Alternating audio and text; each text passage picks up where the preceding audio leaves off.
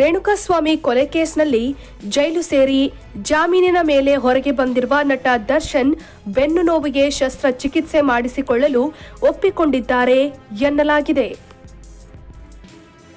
ಸಂಕ್ರಾಂತಿ ಹಬ್ಬದ ವೇಳೆ ದರ್ಶನ್ಗೆ ಆಪರೇಷನ್ ಫಿಕ್ಸ್ ಆಗಿದ್ದು, ಮೈಸೂರಿನ ಆಸ್ಪತ್ರೆಯೊಂದರಲ್ಲಿ ಆಪರೇಷನ್ಗೆ ಒಳಗಾಗಲಿದ್ದಾರೆ.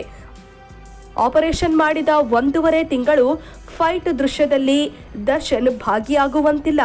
ಕೇವಲ ಚಿತ್ರೀಕರಣದಲ್ಲಿ ಮಾತ್ರ ಭಾಗಿಯಾಗಬಹುದು ಅಂತ ದರ್ಶನ್ಗೆ ಚಿಕಿತ್ಸೆ ನೀಡುತ್ತಿರುವ ವೈದ್ಯ ಡಾಕ್ಟರ್ ಅಜಯ್ ಹೆಗಡೆ ಮಾಹಿತಿ ಕೊಟ್ಟಿದ್ದಾರೆ. ಫೆಬ್ರವರಿಯಲ್ಲಿ ದರ್ಶನ್ ಚಿತ್ರೀಕರಣದಲ್ಲಿ ಭಾಗಿಯಾಗಲಿದ್ದಾರೆ. ಇದಕ್ಕಾಗಿ ಚಿತ್ರೀಕರಣಕ್ಕೂ ಮುನ್ನ ಆಪರೇಷನ್ ಮಾಡಿಸಿಕೊಳ್ಳಲು ನಿರ್ಧರಿಸಿದ್ದಾರೆ. ಆಪರೇಷನ್ ಬಳಿಕ 3 ದಿನ ವಿಶ್ರಾಂತಿಯಲ್ಲಿರಬೇಕು ಅಂತ ವೈದ್ಯರು ತಿಳಿಸಿದ್ದಾರೆ.